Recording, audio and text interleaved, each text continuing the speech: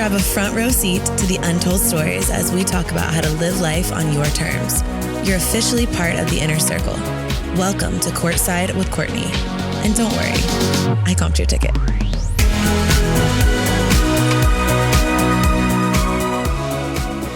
Welcome back to episode 2 of Courtside with Courtney.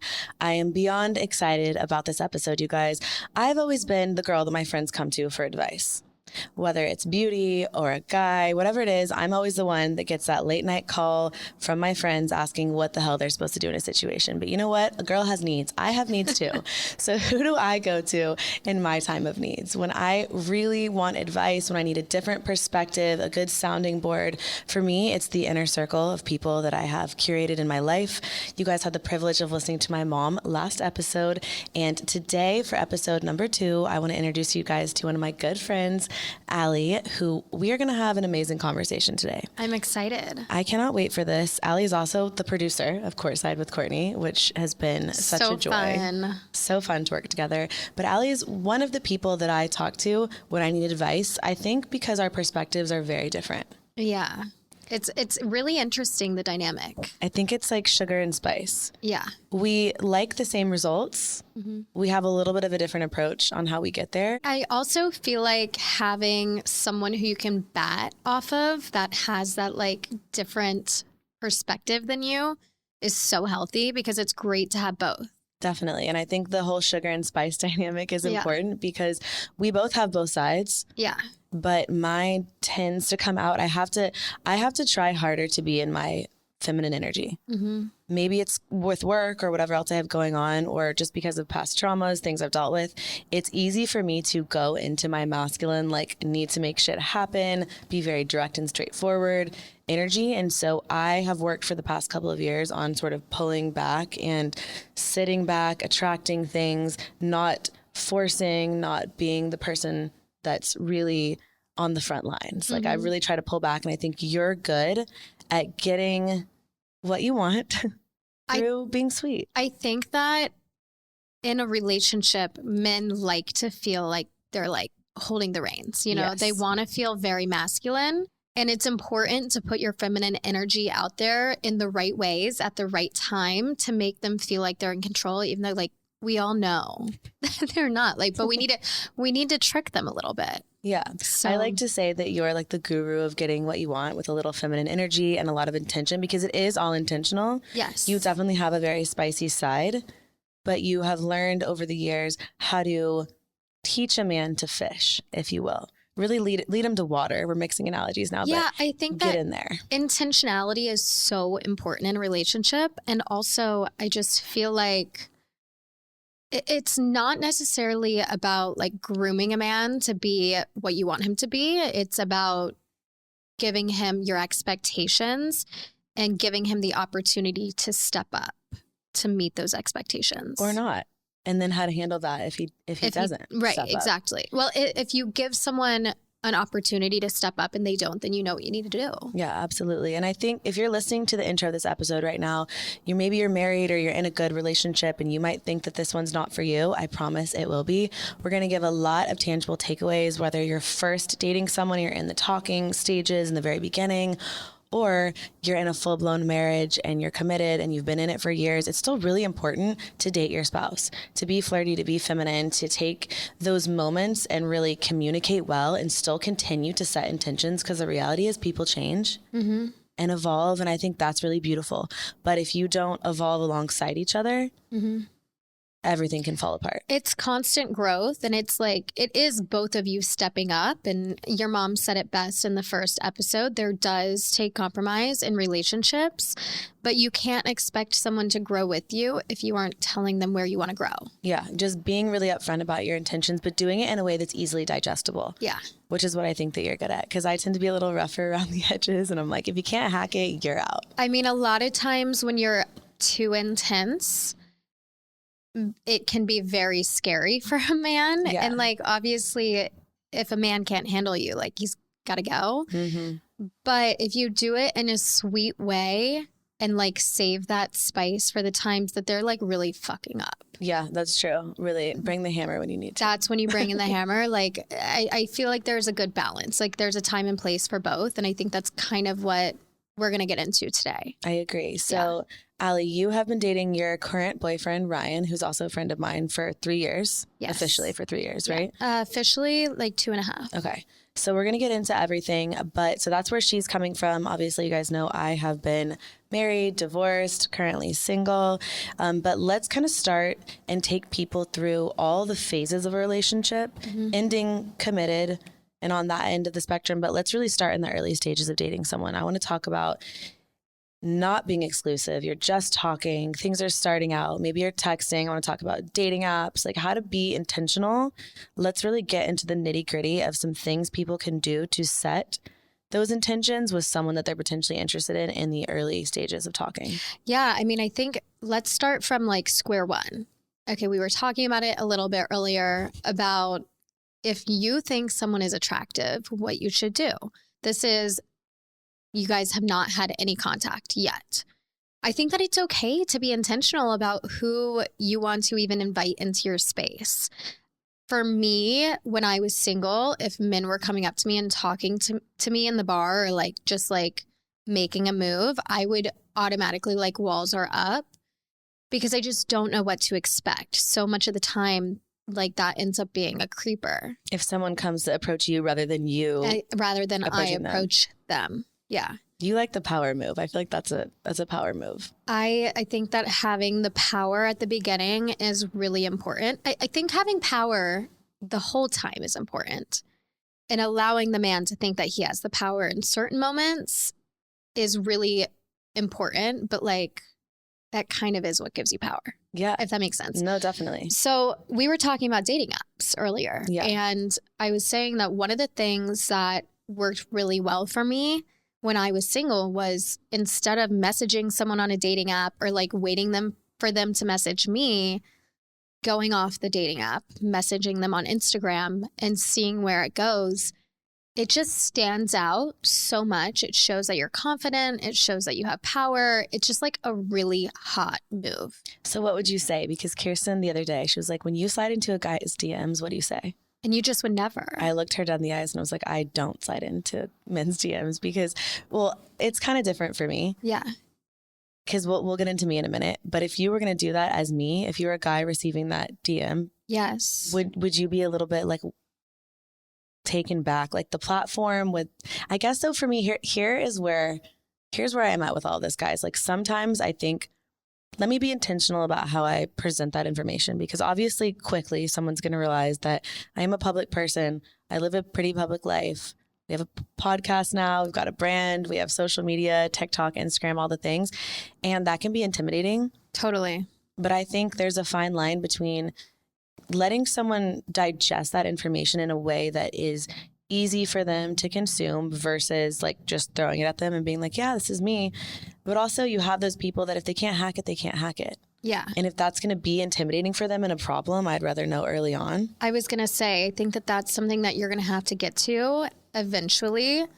I would almost say my fear would be that someone would see that and like put on a face. Like a from the beginning. Like me for that purpose. Yeah. Or be interested in me for the wrong reasons. Exactly. I think that you have a lot of different things that you need to consider when you're first starting to date someone than, I did when I was dating.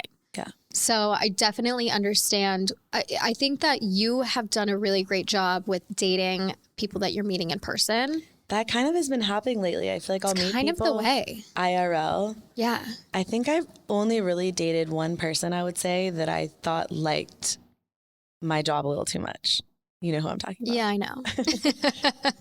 We actually met when I was dating my ex at the time. I think from every situation, every ex-boyfriend's got to garner something good. This one actually brought a lot of really good friendships. So I'm grateful for that. But that's really the only time I genuinely feel like I've encountered someone that wanted to be in front of the camera a little too much. Yeah. They never got it. Which is so good. But I do think that like meeting people IRL for you is such a great way for it to happen. But like we were talking about, this guy that you thought was hot when you were at a restaurant and You were like, I want him to make the move. This was yesterday, guys, for context. Yeah. And you're like, I want him to make the move because I just like that assertion. Yeah. Whereas for me, I would prefer to like go up and like have the power from the beginning and be intentional about the people that I'm even letting into my space. So for example, I'll tell you guys what happened. So I was at lunch with Natalie. We were with her dog, Rocco, so cute. And Rocco is, I was going to say a chick magnet, but Rocco's a guy magnet. Rocco is a people magnet, honestly. He just is like the easiest in for people to come say hi, which has been kind of funny. Because I think if a man would typically be intimidated, it's a really easy way for them to say, oh my gosh, the dog is so cute. Like, can I come say hi to the dog? So we're sitting down at lunch. Fajitas come out. They're piping hot. If you saw my Instagram story, you probably know the exact moment I'm talking about. This guy sits down at a table kind of across from Natalie and I immediately turn to her and I'm like, that guy is hot. Like, that man is so good looking. And he looks over, we make eye contact a couple of times. I notice it takes them a while to get their drinks upstairs at their margaritas that they had ordered. So I was toying with the idea of making a joke. They were kind of far away. So if I was going to say something to them, it would have had to either gotten up and walked over there or full blown said like, excuse me. Hi. And so I was waiting until the end and Natalie was like, go over there. He's so cute. And I was like, no, I'm not going over there. Like, if he sees me, he notices and he's not going to come over and say something, I'm not going to be like the one to make the first move. Because I think I have previously viewed that the waiting and like sitting back as a little bit more feminine. I do think that it is more feminine to wait and sit back. Yeah. So again, this is all about the balance of knowing when to pull which trigger, like knowing when to be feminine, knowing when to step up, when to take control, when to let him have control or think he has control. But for me, that was a moment where I kind of wanted to play it out and see what he was going to say. So we end up getting up at the end of lunch and Rocco runs over and he looks up and he's like, I've been wanting to pet your dog all lunch. Like, can I say hi to your dog? And we said, sure, of course. And then he went into the, oh, what's your name? Like, do you guys live here? And we ended up having a good little conversation. So he made the move. He made the move, got my number. Which is so good. Good for him. I think that to your point, it is that balance of like knowing when it's good to be in your masculine energy. And I feel like it is always a good idea. It's always going to be positive for you in relationships when you are open about like the attraction that you have to someone. And I feel like at the beginning, when you're like making that intro, it's just such a bold move that guys are not used to. So it ends up catching their attention in a good way, probably making you stand out. So let's give some actual DMs or like so let's go back to this guy, this one time that I did it on social media.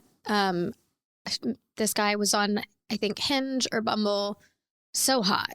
And I was like, he's a lawyer, he's hot. Like, there's no way he's real. I've had that thought when you see a couple of people. You're I'm there's like, no shot. I'm being catfished. I'm a little bit nervous. So I decided to go find his Instagram and just see if this guy is real or not.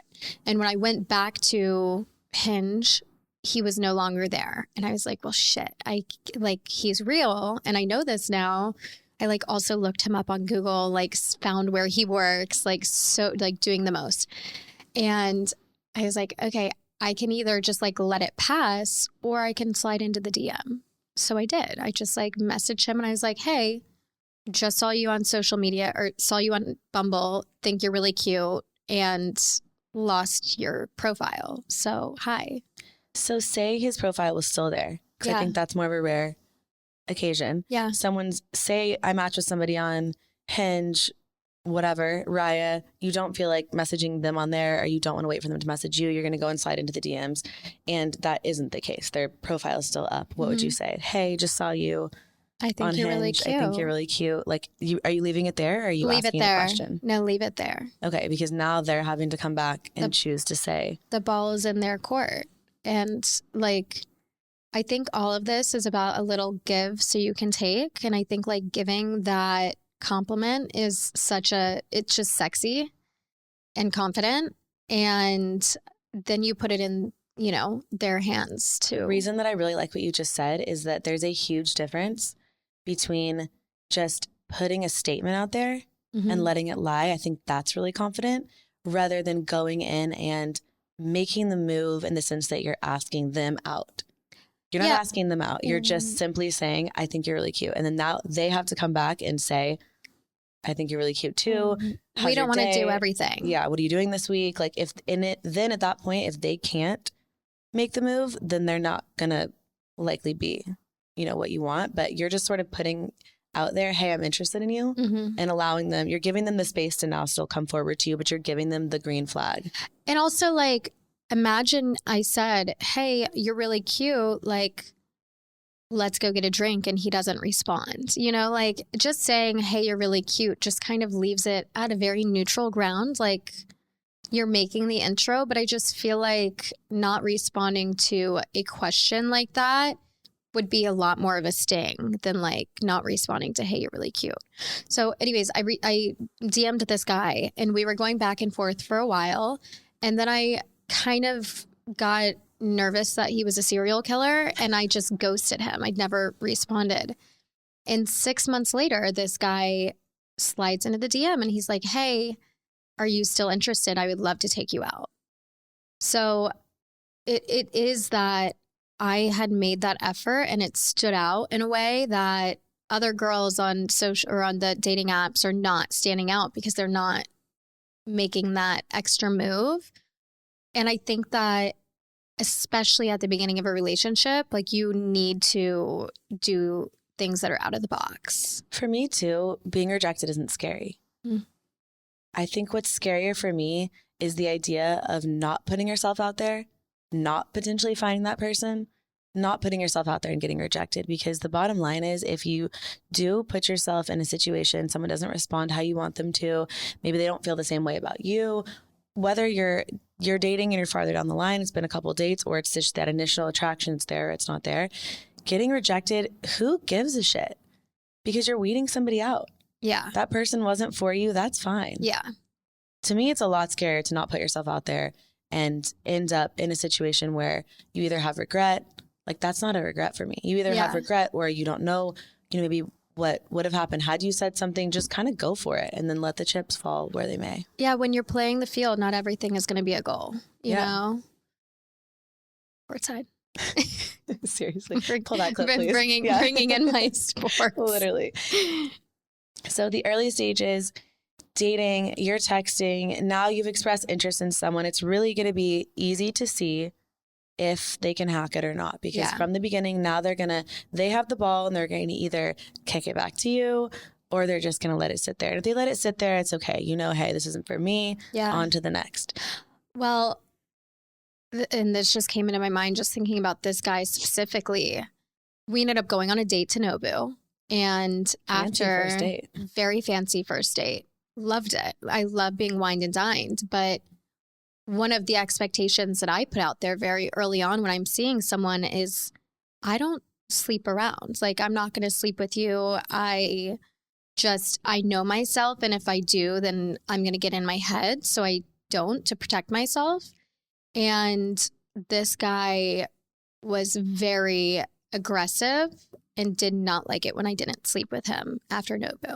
Major red flag. After one date? Major red flag. Yeah. Damn. So, like, I just believe fully. And, like, I think that that's a really good. Too, by the way. Like so gross. So gross. Hey, like, I took you to this really nice date. Now you need to give me something. Like, that's disgusting. Like, am I a prostitute? No. No. No. So how did you have that conversation on the date? Let's talk about that. Like, how do you set that expectation so that you don't end up in a bad situation? Because I do think it's easy to weed people out when you set that expectation and then you watch how they react to it. I say that a lot, especially over on TikTok. It's not my job to tell someone how to react or to form or mold someone's reaction. It is my job to watch them and then decide how I feel about that. Totally. I think that I could have played it better and just said it while we were on the date, while we were at Nobu. But I actually went back to his apartment with him and we were just having a drink. And when he started making the move, I was like, hey, I'm like not sleeping here tonight. Like, I'm not ready to do that. And he was like, well, I need to know early on if I'm sexually compatible with someone. I'm like, well, what a weird excuse. it's a little bit too early for me. So Date one, sir. yeah. So I just feel like really putting it out there from the beginning, what your expectations are, is so important. Do you wait to sleep with someone until you're exclusive, or do you wait to sleep with them until you just feel comfortable, like at whatever point that is for you? Comfortable. Okay. So it's not like you're waiting until the person is your boyfriend per se, but obviously you do not know this man at this point. And I think that for everyone it's different. Like it might be we're exclusive or you're my boyfriend for someone else. But for me, it's always just been like I've felt comfortable with guys in other ways. Like it hasn't had to be that. Yeah. But I have always made them wait for, an extended period of time. And if they weren't willing to wait, then... And put in the work. Yeah, and put in the work. It's also interesting when it comes to eliminating people because you can pretty early on see if that's what they're here for. Yeah. It's a good little test. Yeah. So I think that that's a really good way at the beginning to set down your expectations and see if someone's like actually really interested in you. It ended up happening though where he made the move. You had to shut it down by setting the expectation. In hindsight or going forward, like as far as advice that you could give to someone else, would you be the person to go ahead and say that up front? Or would you wait until they tried something and then set the expectation like you're saying? I have done it up front. Okay. How did that look for you when you did? Very good. What did you say? Well, I'm just thinking like in college when there would be guys, because I've been in this relationship for 3 years and I only dated a few guys. Like I was still seeing guys from college once I graduated. So really my experience in the dating field were in college. And this, I would tell guys when we would be dancing, I would be like, I'm not going home with you. That's not the way that I do things. And then it would be them chasing after me to get my phone number. And I feel like it immediately relieves the pressure. Totally. Because now you're not sitting here wondering, like, what are they thinking? Are they going to try to do this? It's just you've set the expectation, hey, don't do this. Yeah. So for me, whenever you want to sleep with someone is completely your prerogative. You could wait till marriage. You could sleep with them on the first date. I don't give a fuck. Like, do you? I think I want to clarify that we're just having a conversation about what works for me, what works for you. Totally. So I don't want anyone to feel like they're doing it too soon or they're waiting too long, or you do whatever is in your comfort level. Yes. This is just a conversation. And I think that about what we feel. That word there is like the most important. It's when you're feeling comfortable. Like with my current boyfriend, we were friends for like 4 or 5 years before we ever hooked up. But the first night that we ever like went on a date, we did. You had a different level. But I had that comfort there, So I think that it's just really feeling out, yourself, how you're going to handle a certain situation. And if you want to have fun, have fun. Totally. I think too, what you said is interesting though, because when you're dating someone with intention or when you want to date and find a partner, you're looking for that, you do that a little differently. If you're just out and you're having fun, that's one thing. But you said essentially that you knew you're going to get in your own head. So if you're not actually interested in someone, getting in your own head doesn't matter. Doesn't happen. Really, and doesn't happen because you're not sitting there wondering when they're going to text you and how you're going to have that date. So it also could change for you, depending on where you're at. Yeah. So you're in these talking stages. I love the idea of making a move, but doing it in a way that is, you're still putting the ball in their court. You're still allowing them to be masculine, come towards you. It's still feminine, but you're giving them a little something. I think too, we underestimate 2 things. 1, how simple men are. They really are. Yeah. And 2, and we love that for them. Yeah. And 2, how intimidating we as women can be. Totally. So allowing just giving someone like a little crumb of the cookie and saying, hey, I think you're really cute is cool because you're saying, hey, I'm interested. But they still have to come to you and make the move. My mom always says, and this is like in career wise or like with a podcast, she's like, for the reel that you're putting out there, you need to give them, maybe 20% so that they come back for the other, 80% of the episode. And I think the same can be true in dating. Like, I think that you need to give them a little bit of something in order for them to keep coming back and keep trying. So speaking of coming back and keeping trying, how can people continue the momentum And when you are at a point where you have established that you're interested in someone, you've been talking to them for a little while now, maybe you've gone on a couple of dates and you want to really keep that momentum going, you need to give them a nudge though, because maybe they're not taking they're not being as assertive as you want, or they're not taking the kind of initiative that you're looking for. You need a little more. What do you suggest doing in that situation? I think that there are a lot of really sweet ways that you can kind of just like nudge someone.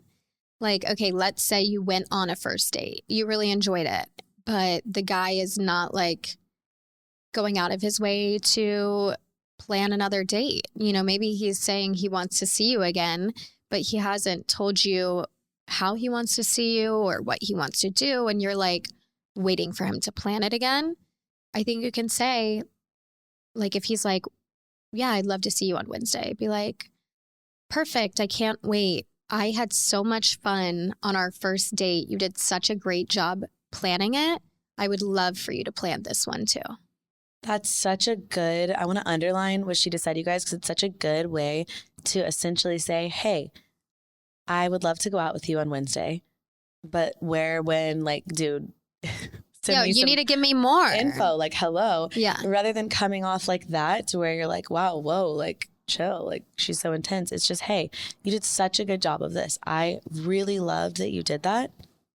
I would absolutely love it if you could do it again, because you're complimenting them, but you're still setting an expectation and hopefully getting what you want. Ryan always says that like a compliment sandwich is so important. Like you start with a compliment and then you stick in whether it's like a critique or an expectation, and then you end it with another compliment. And like all people are they're going to see the expectation and the critique, but it's going to still feel good because it started with a compliment and it ended with a compliment.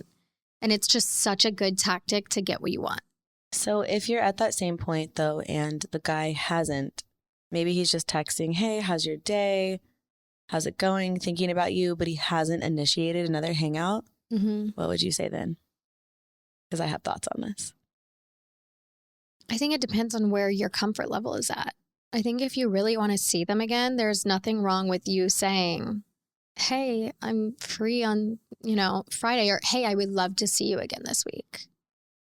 But I think that for you, for instance, like you really want the guy to like show up and make that effort, and you don't want to have to nudge them to do that.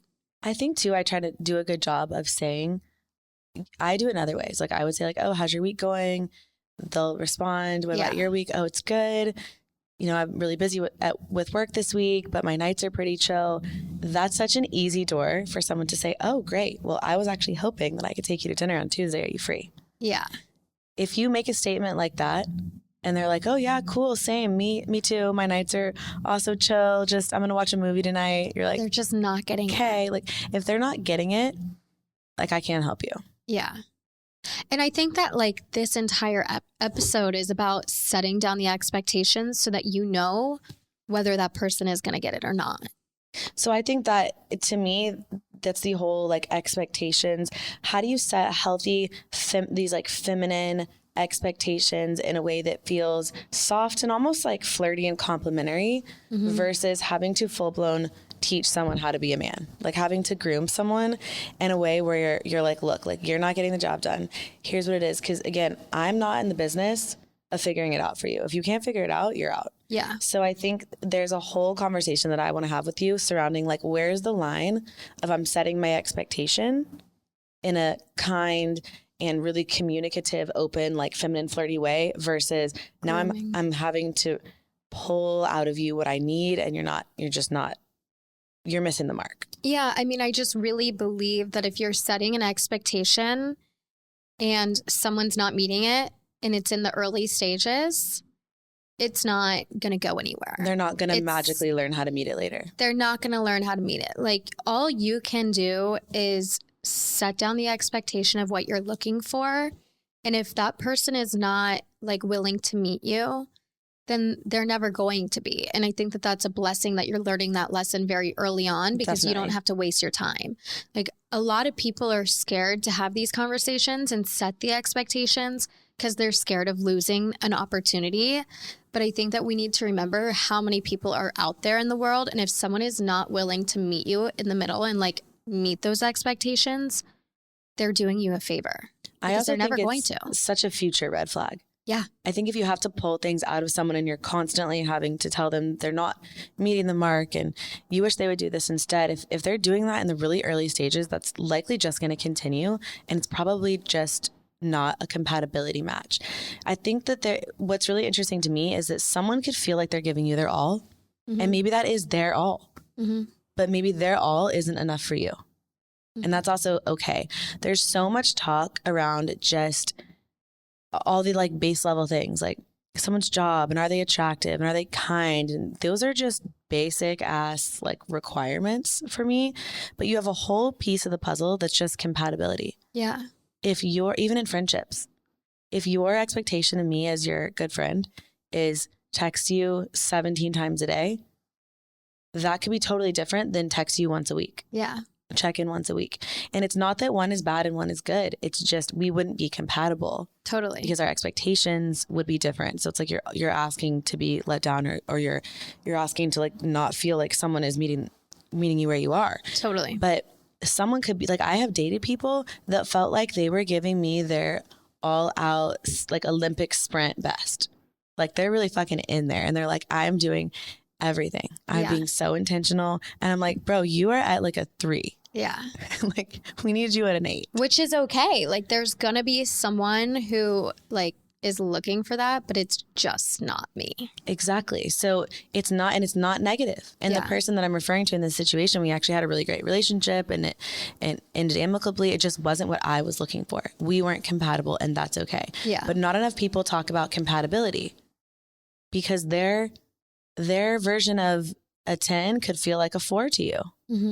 And they're not wrong and you're not wrong, but it's just not compatible. It could probably go back to love languages too, like how you receive love. Maybe someone's constantly doing things like little gifts and writing you notes, but really you need quality time. And they're never there because they don't live there. There's 100 examples I can think of, but you could still be what I like to call almost like parallel communicating with someone where they're really, really trying and it's not landing, or vice versa, where you're really trying and it's not landing because that's not how they receive love.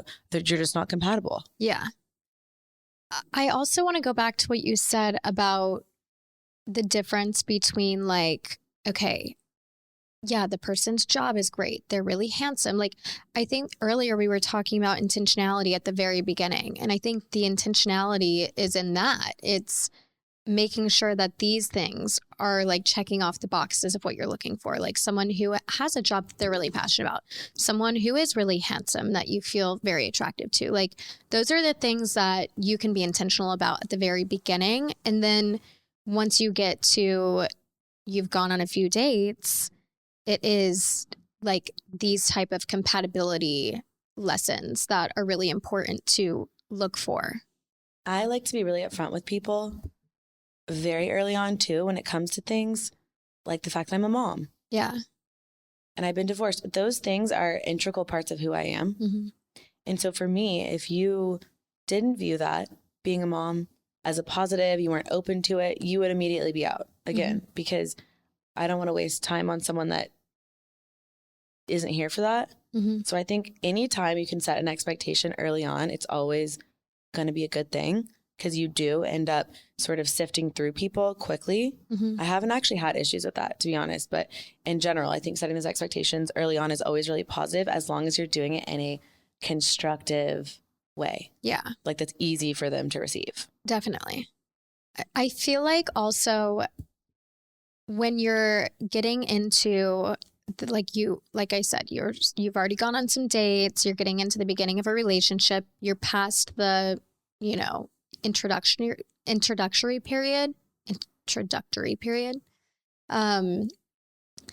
It's just really important to be as positive as you can in those moments, like in those at the beginning for them to see the best side of you. Would you suggest, say you're someone that really likes a good morning text and they're texting you, they've kind of gotten to a point where they're texting you 3 p.m. every day. This is a totally random example. Would you straight up say like, hey, I really love a good morning text? Or would you find some like roundabout way to? I would do it in a roundabout way, but like also straight and to the point. Okay, give it to me. I would make a little joke. I would be like, okay, let's say it's 5 p.m. I would be like, I can't wait for the good morning text tomorrow. Just like, kind of being just, like a little silly about it. Just a little silly. Like, I can't wait for the good morning text tomorrow. It always makes me feel so good, you know? And then he's like, shit, haven't been doing that. Yeah. Like with Ryan, when we first started dating, I would always do like little seeds like that. When we started dating, we were long distance. So we would like FaceTime every night. And I would just be like, I can't wait till we live in the same area and you can just bring me flowers on a Wednesday. He's like, check. Okay, I have to bring flowers on a Wednesday. And now I get flowers on like random Wednesdays. I love that. Anything else that you did like that was specific that you now see like coming to fruition? Definitely the flowers is a big one. I think that with dates, it's been one that has been like a constant, like we're working on like him being really intentional about the way that he plans dates. And it's like, not even you just have to take me out to a restaurant. It's like, I love going around and driving through really cute neighborhoods that I want us to live in one day. And it's like, we get out of the gym and he will just take me on a random, detour down the neighborhood so we can look at houses, and just being really intentional about like saying the things that I love. And then when he does it, being really appreciative. Like overly appreciative? Like you have to almost treat men like kids. They really need that like positive affirmation when they do something because they're going to relate the feeling of like that compliment to you and to that action, and they're going to continue to do it. And really how you make them feel. What's that quote? People often forget like what you said, but they always remember how you make them feel. It's that. Yeah. It's like, wow, when I did this, she really liked it. Let me do it again. Yeah. It made me feel good because she told me she really liked it. Kind of like giving a dog a treat, after it goes outside to go potty, Ryan likes his pup cup. He is. Puplet from Starbucks. Okay, so I feel like now we're kind of in the nitty gritty of like... You're dating someone. Yeah, now we're in the nitty gritty of you're dating someone. Yeah. We're keeping the communication open. I think it's so important to date your spouse or you do end up growing apart oftentimes. Yeah, and like, so for me, something that has been so huge in my relationship is just... like we're talking about a lot of the cutesy ways that you can get ahead of the expectation thing by like setting down what you want.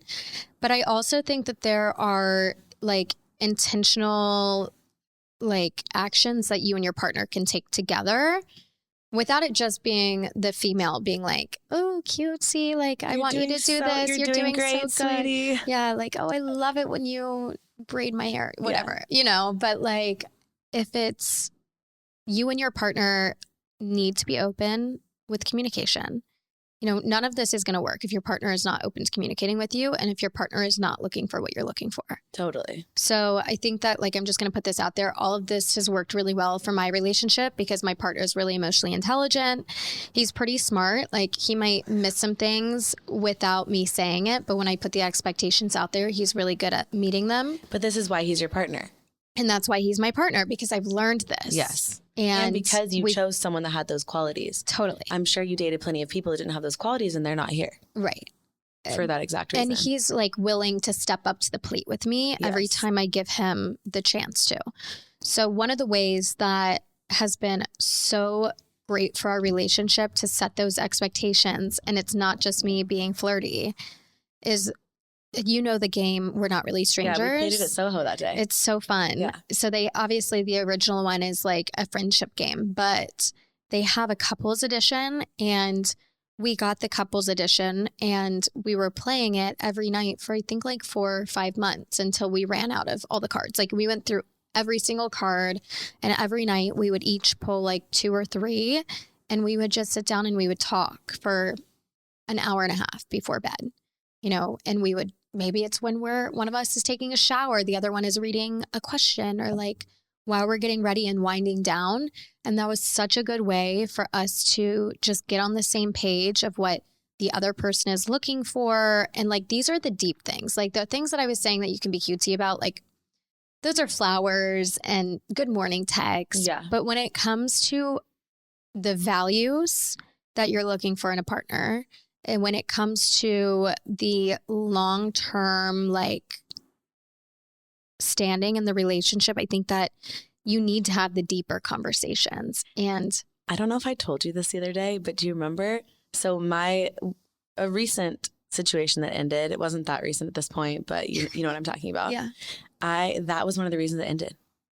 We started playing one of those card games and we pulled the card and it was, what are your thoughts on marriage? And he was like, well, my thoughts on this have kind of changed. And that was the thing that spurred The whole fight? the whole fight, Oh my God. the whole argument about, I mean, and his answer was just like not good. Yeah. But that was the thing that spurred the whole fight. Now, the fight the night before had happened when he had like gotten disrespectful, which is my deal breaker. So he was already on his way out. Yeah. I think at that point it's so interesting though, because the card games like that can have a really positive or really negative effect. You can either really get on the same page with someone, you can realize that, you guys do share the same morals and values, or something like that can come up. And maybe we talked about that early on. And then he dead ass looked at me and was like, oh, well, my thoughts on this have changed because XYZ. And to me, I was like, bing, bing, bing, bing, bing, red flag. Yeah. So I just feel like all of these different things that you can do really tell you a lot about a person. And it's kind of challenging to start a conversation like, okay, one of the cards is, what do you define as cheating? That's a really difficult thing if you're on a date with someone to just like pull out of your back pocket without it, without there being a reason. But we don't want there to come a point where, okay, maybe your partner doesn't see cheating the same way that you do. Like maybe you see cheating as allowing someone to flirt with him at the bar, and he does that one night, and now the relationship is on the rocks because he didn't know that was a line that you're not okay with him crossing. And maybe he thought, it's purely like, I didn't get the person's number, or I'm not going home with them, whatever it is, like just you can look but you can't touch situation. Or like, I'm just being a wingman for my guy. Like it's just, these card games give you the opportunity to have really valuable conversations before it's like in a position of a fight, I think it's interesting that we touched on this earlier before the podcast started. And oftentimes where there's those things, there's a pretty hard line in a lot of situations of everyone can agree certain things are cheating. Definitely. Everyone can agree certain things are crossing the line. But then there's a whole slew of other things that maybe you don't agree on, or you haven't talked about. How strongly do you feel about being on the same page? For example, if obviously there's like physicality, there's emotional cheating. Like I think those things are, for me at least, like pretty black and white. Yeah. But say you're at a bar, Ryan's at a bar, a girl hits on him, she comes up to him at the bar. Mm-hmm.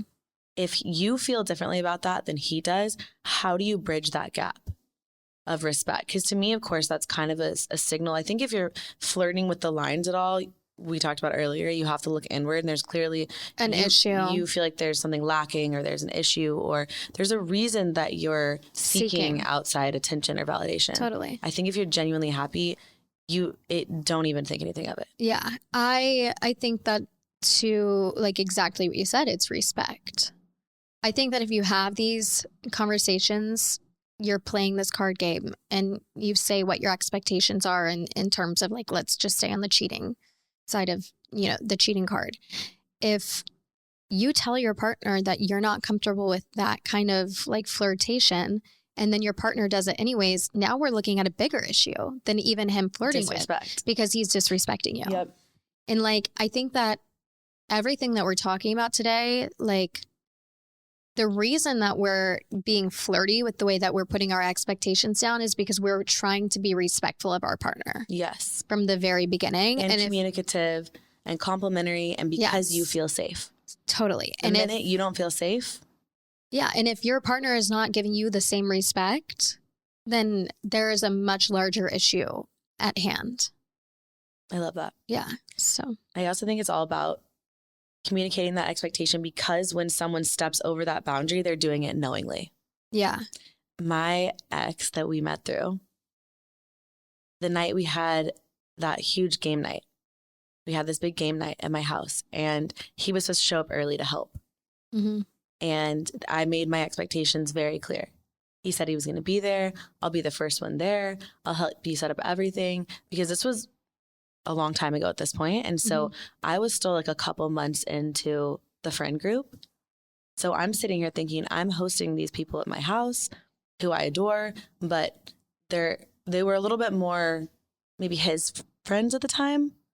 And I think like we were all close, like we had all gotten close, but it was still like you should have showed up. It's not like I invited him to game night with all of my friends that I've been friends with for 15 years and he shows up. I made it really clear, like, I really want to do this together. It also sounded fun. I was like, let's do this together. It's going to be a fun experience for us. We'll host. I went out. I got all the cheese for the cheese board. I got the wine. I got the games. Like, I got everything. My only ask was like, show up, hang out with me. We'll pour a glass of wine. We'll put some music on in the kitchen. We'll set everything up. He was the last one to get there. No, absolutely not. He was the last one to get there. And that was the last time he got there too. Yeah. But it is. You set down the expectation so and he did not show up. Because he didn't show up. Yeah. And it was kind of like, made a joke about it. Like, oh, and it was, oh, well, I was golfing and then I like didn't even look at the time. It's like, okay, wait, I set the expectation for you to be here. Mm-hmm. You weren't here. You not only weren't here, but we're so like careless and like didn't give a shit, so much so that you didn't even look at the time. Mm-hmm. And then you didn't even call me to tell me that you were late. It's so disrespectful. It's so disrespectful. And there was like I just remember there being like all of these checkpoints. Yeah. Where I was like, failed. Like at every checkpoint. And if he's you showed me you didn't give a shit. And if he's not going to show up for something as easy as like coming and having a good time with you and setting up game night for you and your friends, he's not going to show up when it actually matters. And to me, it wasn't the principle. Had you said I'm stuck in traffic or like I was working, I got behind, I'm sorry, no problem, I'll handle it. I got it. But it was the fact that you went out of your way to go to go golf. Yeah. Didn't look at the time, didn't call me to tell me when you got there. And then when I brought it up, it was completely like dismissed. Like, oh, but you look really pretty tonight. Yeah. Gaslighting you. Gaslighting the shit out of me. And I was like, cool, thank you. But yeah, and it's also prioritizing something above you. Yes. You know, and like there's a line there too. And there's time and place for that. Like I totally recognize I'm definitely not always going to be someone's like number one priority. Of course. But when you make a plan like that and the intention is set, that's why it's so important, because now you're saying when I draw this line in the sand and you jump over it, same thing when someone gets like really disrespectful, that's like a huge deal breaker for me. Mm-hmm. Huge non-negotiable. If you yell, like raise your voice at me, if you call me names, if you do something like that for me, you're out, period. Yeah, done. You're done. I can no longer respect someone that acts like that when they're angry. If you can't fight fair with me, a relationship is never going to work because I no longer respect you now. I've been through actual abusive situations, which obviously you also know about, and I am not down at all because I know how those things can escalate, how they start and where they end, and I'm absolutely not okay with that. So for me, it's like, it's so important to set that expectation, because when you do, you're saying, here's the expectation. And maybe if they disagree, you talk it out, you talk about it, you net out someplace, but it's clear. So when they choose to fly and, leap over the line and really cross a boundary and cross one of your boundaries and your non-negotiables, they're doing it willingly. I think that this brings up a really good point. The only way to know what your expectations are. Yes. And to even communicate those expectations is to know them yourself. Yes. So like, I think that if you haven't done the internal work to know what you're looking for in a partner, if you don't know what expectations you're looking for, there's no way that you can set them, and it'll be so easy to get walked all over. I think also if you don't know who you are. Totally. For me, I had to do a lot of self-work. It took years. I mean, post me getting divorced, like for me, that looked like therapy and journaling and really like digging into my career and my family and spending time with my friends and feeling really balanced and whole on my own to understand what I wanted out of a partner. And so now I get to come from this place of really wanting someone, not needing someone. Yeah. And it's a really beautiful place. But I think a lot of people aren't used to a woman who's able to like stand in their power like that. Yeah. I also think that it's okay for those expectations to change. Like as you grow in your career, as you get closer to a long-term commitment like engagement and marriage, the expectations that you have then are so different than the expectations that you had at the beginning of a relationship. And I think that it's so healthy to continue journaling, going to therapy, and doing the internal work to see how you need your partner to step up and grow with you. Like for me, journaling is the way that I kind of get to the root of what I'm looking for. Definitely. But like with opening the business, I am expecting more from Ryan than I ever have. You know, whether it's helping me clean up after we have a launch party at the studio and put the studio back together, or if it's having him drive with me to pick up the furniture. Like, there are just some bigger expectations that come into play as life evolves. But it's interesting because it's like such a metaphor for other things that you'll probably have to go through together as you take on the journey of life, as cheesy as it sounds, because what you're really saying is, this is how I feel supported. Yeah. And you're always going to need support. Totally. And I think if I look back on the really healthy relationships I've had, it's when I feel really supported. Mm-hmm.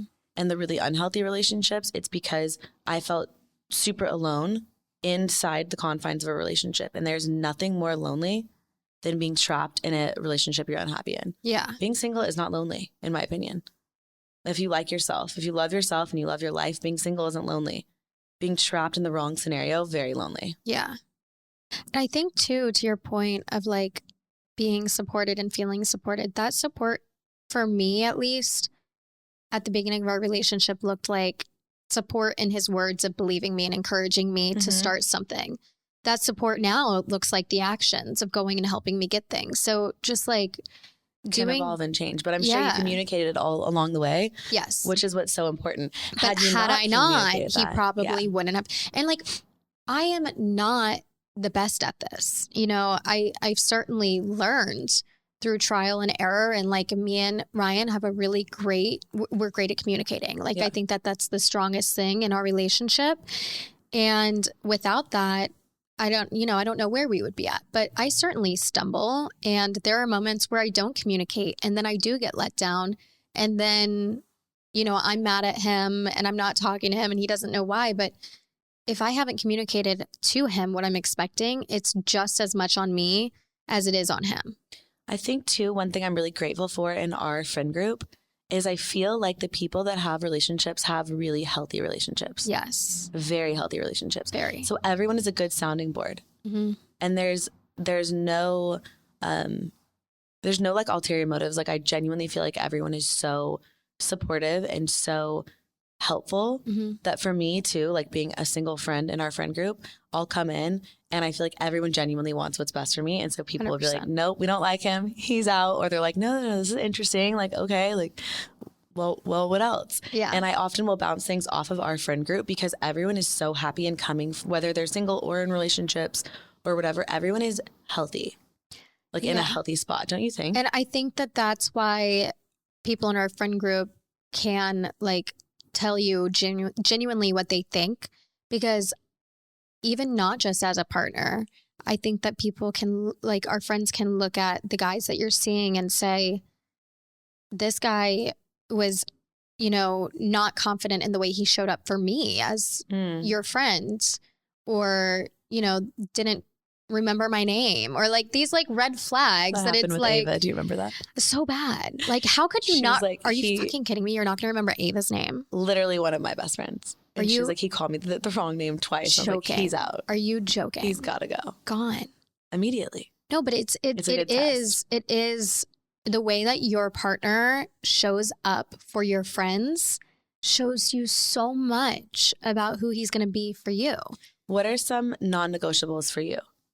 In a partner? In a partner, where you're at, but also like if you were dating, like what are some things? I want to talk about like non-negotiables, and then I want to talk about green flags. Okay. Non-negotiables, I would say someone who is going to show up for me and help clean. Someone who's going to try and make my day easier, especially on days that I'm having a hard day. Someone who I can talk to and communicate with. Someone who makes me laugh. Someone who does make me feel supported and uplifted, and also does that for my loved ones. Makes an effort with my family, makes an effort with my sister, my friends. I think that the relationships in my life are the most important thing in my life, and I need a partner who recognizes that and who's going to make that effort for my friends, who's going to make that effort for my family. From a genuine place too. Totally. I feel like whenever I see Ryan, he's like, okay, like what's the update? How's it going? He like, genuinely gives a shit because it matters to you too. Yeah. And it's like this like spillover effect of them feeling like that. There's a huge difference between someone that genuinely cares about your friends because they're their friends as well, and it's like this whole thing versus We're a family. performative. Yeah, exactly. Like you can fucking tell too when people are performative. One of my best friends, she lives in Charlotte, North Carolina, and when she started dating her boyfriend, there was this like gorgeous CB2 lamp that I was dying for. I wanted it so bad, and it looked like it was in like a ceramic vase. And it was $200. I was just moving to Austin. I could not spend $200 on a lamp. And this man went and he made me stop, like basically the CB2 lamp. Damn. And sent it to me. And well, he did that because, yeah. And they're talking about getting engaged and they're great.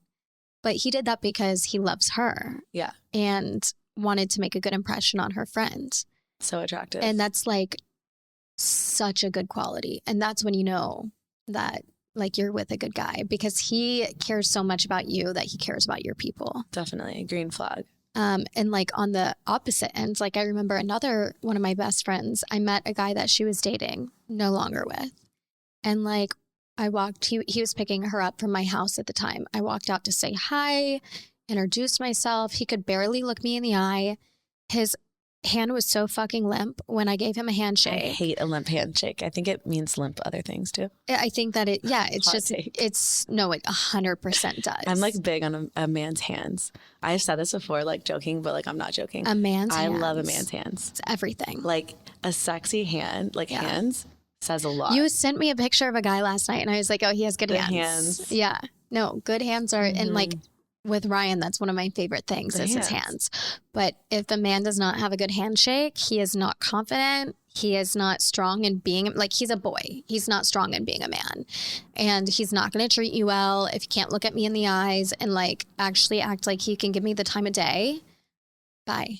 I also think the flip is true. If a man tries way too hard with their handshake, well, if also it's like kind of a loser. Yeah, if he's like trying to like manhandle you and like squeeze you to death, you're like, okay, ow, that hurts. Thank you, sir. Yeah, there's definitely a balance within it all. But I think that you need to trust your gut and your intuition. What are some other green flags that you would say for people to look for right now? Okay, we were kind of talking about these the other day, and one green flag is if a guy like is the type of guy who would take out the trash for your mom. I love that. Kirsten talks about this a lot. Mason taking out the trash for you. She's off screen, so I'm looking at her. That's an expectation that I've set for Ryan. Green flag. Recently was I'm not taking out the trash. You're taking, like, I'm just not going to do it. Like when we get married or when we live together, you're taking out the trash. Like I'll do other things. I'll do the laundry because you're not great at laundry, but you're going to take out the trash. And like every time he's at my apartment now, he's taking out the trash. We also live in this really interesting time where we are ebb and flowing lines. Totally. Between who does what in relationships. I think back in the day, there was this really like women do this, men do this. It's very much not that way now. And I think it's like very much more modern and less traditional than it used to be. But it's interesting because what I have been really working on lately is having a more untraditional relationship in some ways like that, but carrying certain traditional things through. Like I still want a man that's a gentleman. I want you to lift my fucking suitcase up above my head on the airplane. I don't. Oh my God, why would you? I want you to open my door. Yeah.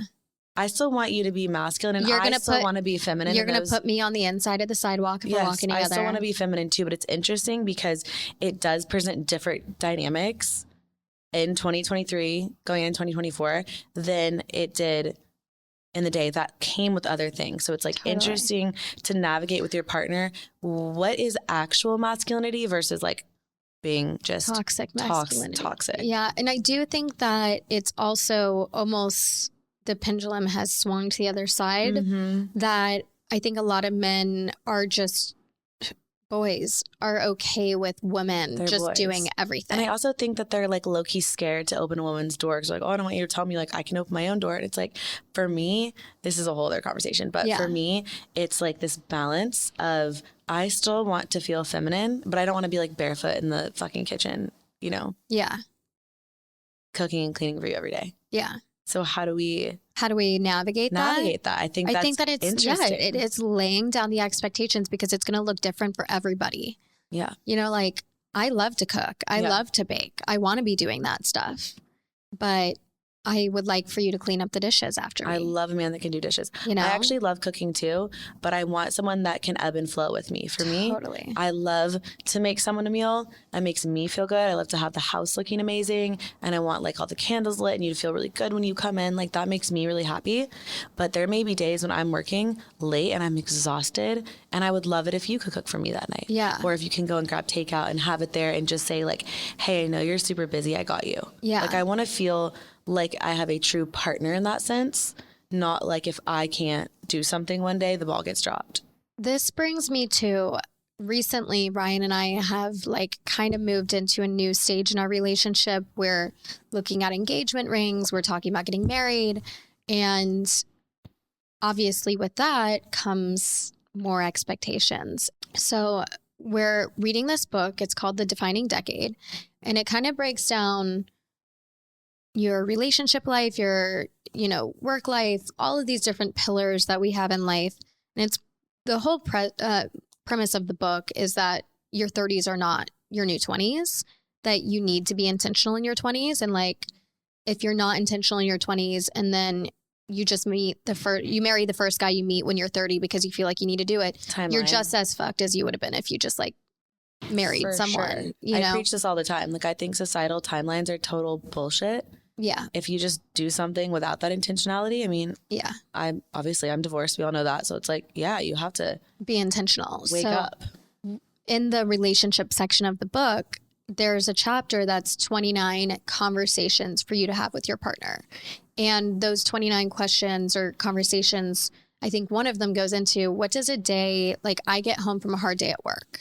What do I need from my partner when I get home, So it's 29 really in-depth, really important conversations where you're able to set these expectations of what you need in a life partner, and like some of these things might be things that you learn just through doing life together while you're dating. But a lot of them are like, okay, do we believe in divorce? And what would lead to divorce? Do we feel like, if one of our parents got sick, we would up and move. Would you move for my job? So these really tough conversations that a lot of times you don't have until you're in the moment. And goes back to intentionality. That's so true. Yeah. And I think that it goes back to getting ahead of it. If you have these conversations before you do get a promotion that is moving you to Kansas City. I love that. You know how you're going to handle it when it comes up. Sounds like everyone needs to buy that book if you're in that stage where you're like either about to get engaged or maybe honestly even you're already married, because at the end of the day you wonder, for me, we never had the conversation of, well, what happens if your parent passes away? Yeah. Maybe your partner can show up better for you if they have the emotional tools. Obviously, if you just don't have the emotional tools, you can't ask someone to be what they just are not if they're not willing to put in the work. But you're giving yourself a hell of a lot better of a chance at going through something if you have that expectation. But how would you ever have that expectation until you start to think outside of the box and ask yourself questions or bring up scenarios that you have yet to encounter? Yeah. And the author of the book, she is a therapist who she put together these conversations based off of things that her clients came into her having issues about in their relationships. I love that. So it's really good. I mean, I fully just think that intentionality is one of the most important things you can have in a relationship, and like setting down those expectations is the only way to get what you're looking for. I want to flip the script and see if you have questions for me about this topic, because in general, dating, and I feel like you being like someone in my inner circle is different than the type of questions that someone would ask me if they aren't in my inner circle. And I also want to start with asking you, who do you think the perfect like person for me is going to be? Describe that person, knowing me the way that you know me. Who do you see me with? I think it needs to be someone who is strong in his masculinity, but he knows when he needs to like take the foot off the gas a little bit. Someone who's humble, someone who's good with Kinsley. I think humble is like the number one thing that we're looking for right now. I think that you have found a lot of really strong personalities, and like, I do think that you need that. Like, I do think that you need someone who can step up and like banter with you and like can feel equal to you.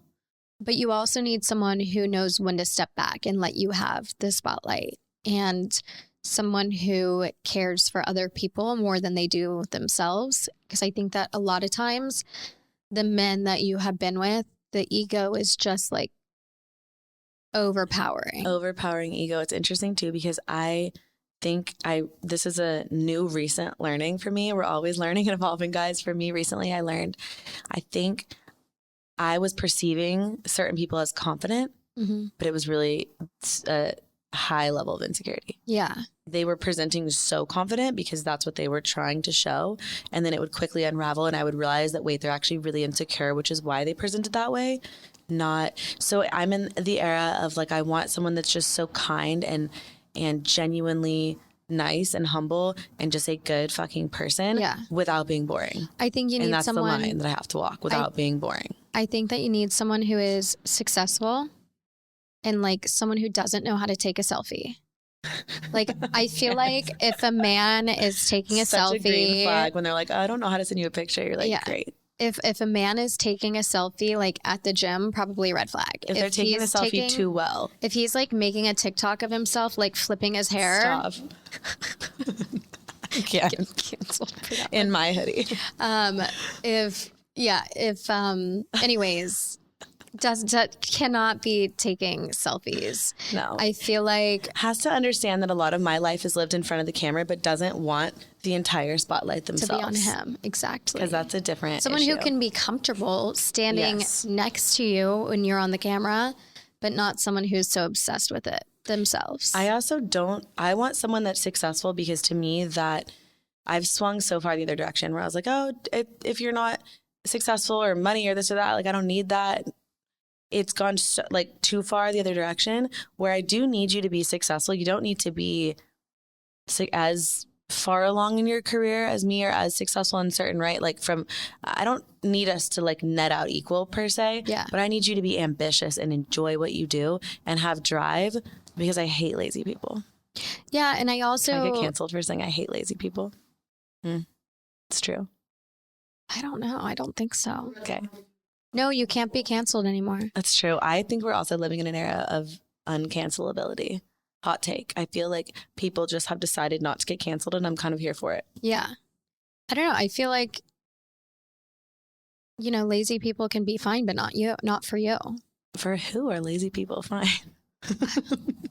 You would not stand a day with a lazy person. Absolutely not. No. Absolutely not. You have a lazy Saturday, Sunday, have your nap, whatever, but like eternally lazy is a whole other issue. Yeah. So for me, it's like, I want you to be successful because it's not about, I don't need to be on a jet somewhere, but I want you to be successful because you are driven and you have like a sense of ownership and like enjoyment of what you do, not just, it can't be like coming from a shallow place, because I do what I do because I enjoy helping people, as cheesy as it sounds. I enjoy what I do because I want to, there was a time when I felt like I was throwing my hands up. It got a little bit. And I was like, hey, I don't want to be the poster child for a dead dad.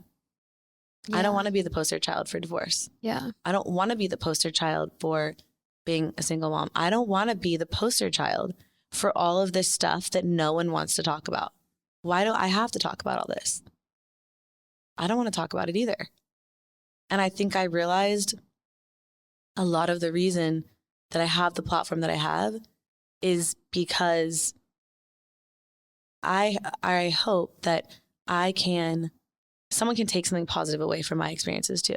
Mm-hmm. Maybe they feel a little bit less alone, or maybe they learned something that they're taking forward. Maybe they dumped some loser that they were dating. Maybe they read my blog post about grief and it helped them get through the passing of someone that they truly love and care about. Maybe, I don't know, right? But instead of, when I flip my perspective from like, I don't want to be the poster child for all this stuff that nobody wants to deal with. I don't want to deal with it either. It was like, how can I help people through what I've gone through? Mm-hmm. Because if I've gone through it, other people have too. Yeah, it's recognizing that you're not alone in what you're feeling and giving people that same feeling of like, not like having a community of people who are going through the same thing. Because isn't that really what life is all about? That point of connection with human beings? Yes. So I think I need someone that gets that, or there needs to be a little bit more of an underlying reason as to why. Yeah. Yeah. I also feel like someone who's not going to be jealous of what you've done. I don't know if you've experienced that, but like that's something that I worry about for you, is someone feeling like, I mean, you went through a breakup where someone threw what you do in your face. Yeah. And for someone to throw what you're doing in your face, they have to feel so low about themselves and what they're doing. And you need to be with someone who feels very sure and like comfortable with themselves. Enjoy their own things. That's why I always say I don't need the person to be like a millionaire, making a lot of money. Like it really doesn't matter to me. I just want you to have purpose and drive. But I do think that, and you know, I could be wrong. There might be men who are fine with not being that. But I think that a lot of times if a man is with a woman who has done those things, they won't be comfortable. Yeah.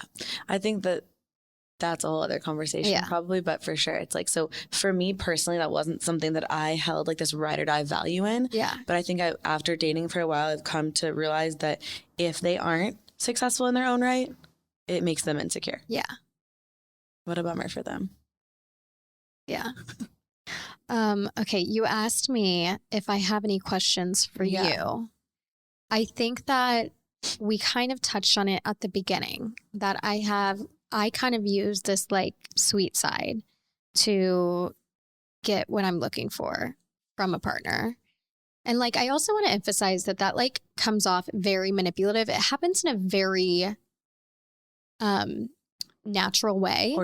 A very organic way. And like, if you genuinely like your partner and you mean what you're saying, it's not a manipulative thing. You know, like you genuinely want them to feel good about what they did, while also wanting them to know that you liked it so much you want it again, you know?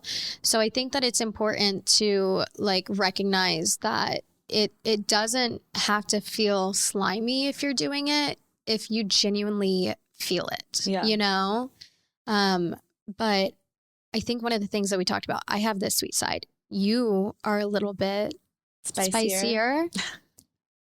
Can we kind of dive into what that looks like for you and how showing that spicy side can be, like, where does that come into play in a positive way? I think early on, banter. Yeah. Being spicy with my banter. I think I've always had a lot of success doing that because people can see kind of right off the bat that I'm able to be funny and witty and not take life so seriously sometimes. And that can be like a really funny, playful banter that we have, which I think can also be great for comic relief in harder times too. I think like there's something really fun and playful about some comic relief when shit's hitting the fan. Yeah. And having that spicy, like I can get through anything mindset has been really great as far as creating an overall perspective, because I think I don't let little things bother me or get to me because I've gone through so much in my life. And I'm sure a lot of the, you know, me being spicy here and there, it's a double-edged sword, just like being sweet is, I suppose. But for me, those are some ways I feel like it's been really positive, is I'm able to be really resilient with that mindset. Yeah. I also, just thinking about my experience dating before I got into a long-term relationship, I think sometimes when you are naturally more on the sweet side, you give people excuses for when they don't meet expectations. Yeah. And I think that allowing yourself to tap into that spicy side and like recognize when someone's not showing up and not put up with it is so positive. And it's something that I could have used 4 or 5 years ago. And frankly, for me too, whenever I feel like out of alignment a little bit with who I am, or if I'm not being true to who I am and really like standing in that and standing my ground, those are the times when I've let situations go too far, too long. Yeah. Without cutting them off. In recent times, and there's a huge difference between being kind of like spicy and flirty and funny and just being an asshole, obviously. Major difference. Mm-hmm. But if you're able to kind of be funny with how you present things sometimes. Because what you said earlier was actually even a little spicy. We were like, man, I can't wait for my good morning text tomorrow. Like I would say something like that too. Yeah. Because what you're really saying is, hey, you're not sending me a good morning text and I want one. Yes. And you know, it's kind of funny to be like, hey, really, I'm looking forward to that tomorrow. And then they're gonna be like, okay, damn, I'm like picking up what you're putting down. Got it. Yeah. I think that it is this like flirtatious banter that's like, whether they're doing it or not, there's a way to kind of like nudge it and be like, hey, baby, I loved it when you did that. Or like you could do it on the opposite side and you could be like, oh my God, I love it when you do that. But they haven't done it in a month. Then See, let's that's like, more what I would do. Like, say he's walking to his car and he like opens his own door. I'm like, get in the car. And I'm like, I love it when you open my door. Yes. And they're like, oh shit. Yeah. I'm supposed to open your door, rather than like, hey, you didn't open my door. Yes, exactly. So like there's a way to do it yes. that's like funny and silly, and like you're not like berating them for Totally. not like matching up, but it's also like being like, wait, you didn't meet what I'm expecting here, so do it next time. There's something really empowering about knowing who you are, knowing what you want, and being ready to cut a cord when it's very clearly not going to happen with with that person. Yeah. There's a huge difference in just like bailing on the situation immediately versus saying, hey, I've observed this long enough to understand that this person isn't going to be able to, they're not a good fit for me. Yeah, it's recognizing that compatibility. Yeah, time to cut. And I also think that as you get older and you date more, it's easier and easier to do that. Like I'm just thinking back to myself before I was ever in a relationship. Like Ryan's my first boyfriend. And which is wild because I feel like you guys have such a good, healthy, but you guys have really just communicated through so many things, like at every turn. Yeah. And also how you started was like having the friendship. Yeah. But I think that because I didn't date a lot, like I went on dates, but I never had a boyfriend. I think I had a lot of time to think through what I was looking for. Whereas I think a lot of people, when they're dating, when they're young, they're getting burned when they're young. And I never did. So I was able to, you know, think a lot about what I wanted. And I never had anyone really tell me that I didn't deserve it. So I never got stung enough to be scared to ask for it. Yeah, I love that. I mean, I think even if people are telling you that what you're asking for is too much, unless you're really just like off your rocker and you haven't done your own self-work, usually it's just because maybe they're not the person to give it to you. Totally agree. And that's okay. Yeah. But I just mean like even just at a young age, it can be really challenging. I didn't have the trauma that, you know. Yeah. But anyways, it's definitely something that I could have used though, is that spice of like speaking of knowing when. Spicy. One more thing before we wrap this up. Are there any ways within the confines of your relationship that you guys like keep it spicy? Are there any like specific things that you do or places you go? Like you were saying, the card games, like, is there anything that you do to keep it interesting so you don't get bored?